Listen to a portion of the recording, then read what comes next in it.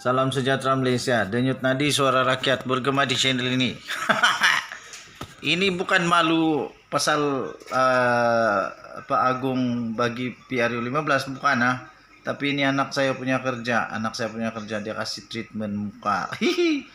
Ada tadi orang WhatsApp, malu lah itu mau tunjuk muka. Malu apanya? Ini tidak kena mengena saya dengan politik-politik nih. Saya tidak dapat gaji pun dari politik. Tapi entah anak saya sayang-sayangan dia buatlah. Tapi ini mau kongsi nih.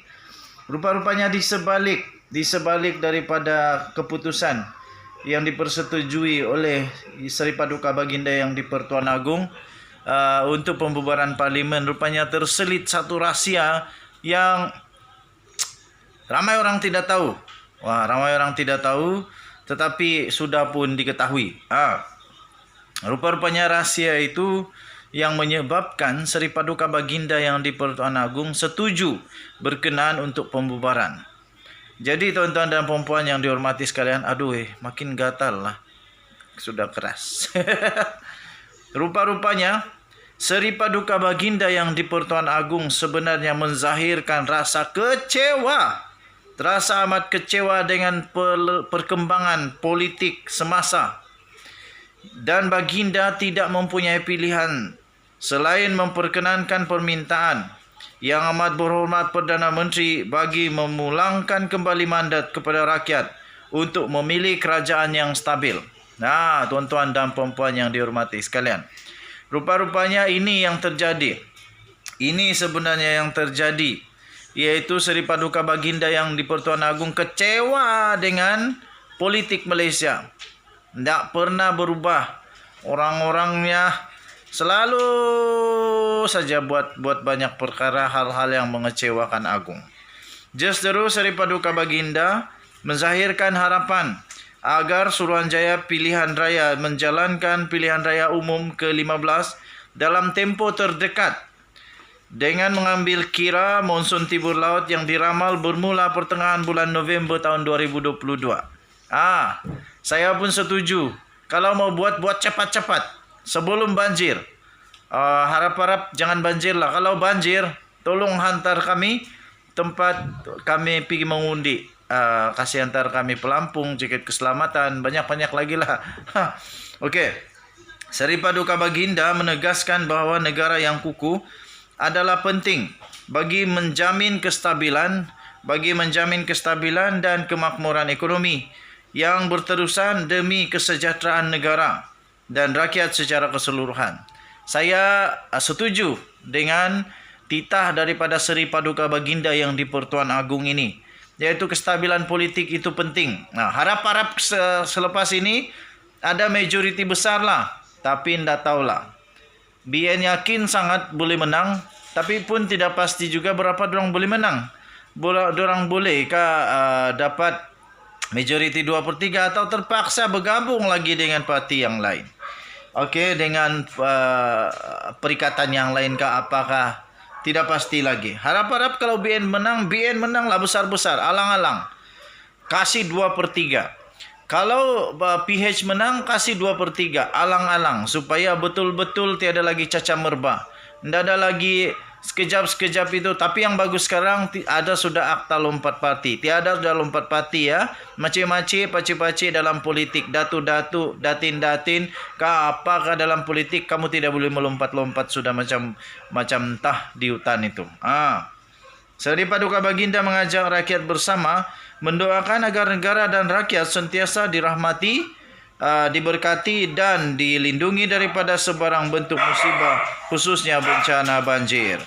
Daripada Datuk Seri Ahmad Fadil Samsudin, Datuk Pengelola Bijaya, Istana Negara. Kita jumpa lagi.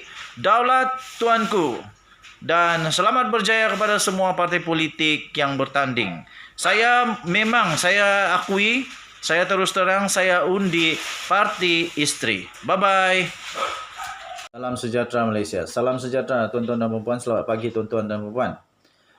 Memang betul lah. Sekarang ini memang sangat heboh diperkatakan tentang tentang pilihan raya. Semua sudah mulai betul-betul sibuk dengan pilihan raya.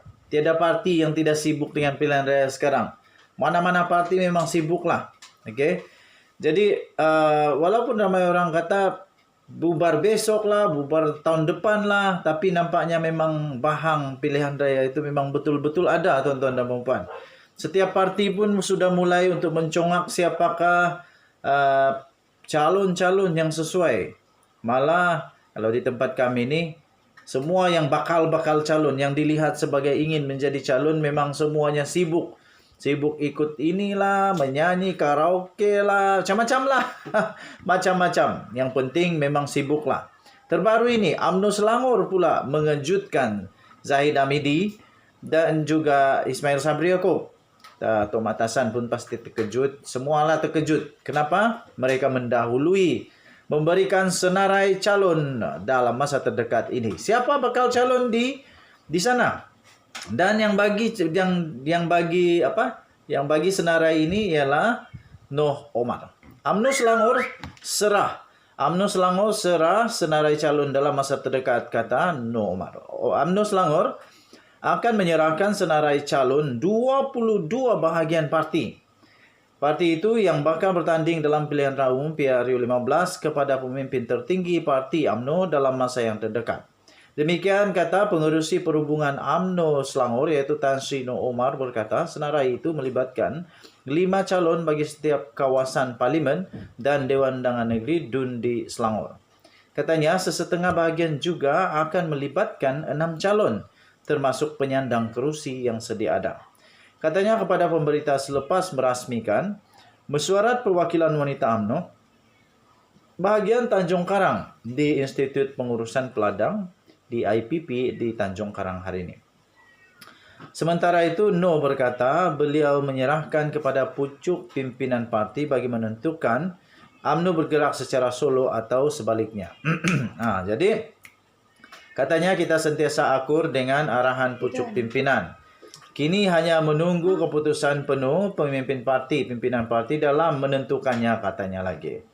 Noh berkata pihaknya akan melancarkan jentera di peringkat bahagian dan cawangan negeri itu tidak lama lagi.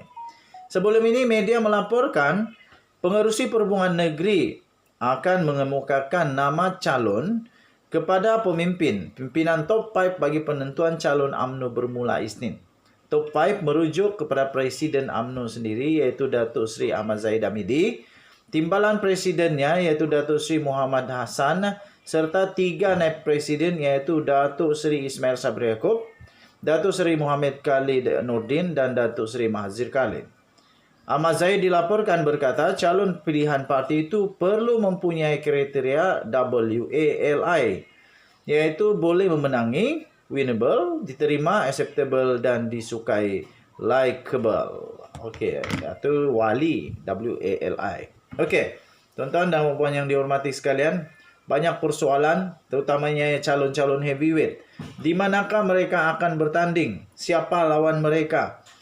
Yang paling pening memeningkan kepala sekarang ini pastinya Parlimen Rembau, salah satunya Tok Mat Hassan dan Khairi Jamaluddin. Nampaknya anda tahu siapa yang mau bertanding di sana. Lepas itu of course lah Zahid Hamidi akan bertanding di bahagian Datuk heavyweight juga. Dan menjadi tanda tanya seterusnya ialah Anwar Ibrahim mau bertanding di mana? Adakah dia masih di Port Dickson ataupun dia akan pergi ke tempat yang lain? Saya mau tengok jugalah. Saya mau tengok juga Anwar lawan Zahid. Siapa menang kalau Anwar lawan Zahid? Saya mau tengok kalau Mahathir lawan siapa? Tok Mat Hassan kah? Lepas tu Mat Sabu lawan Ahmad Maslan kah? Wah, ini baru best, kita tengok nanti. Denyut Nadi Suara Rakyat bergema di channel ini. Bye-bye.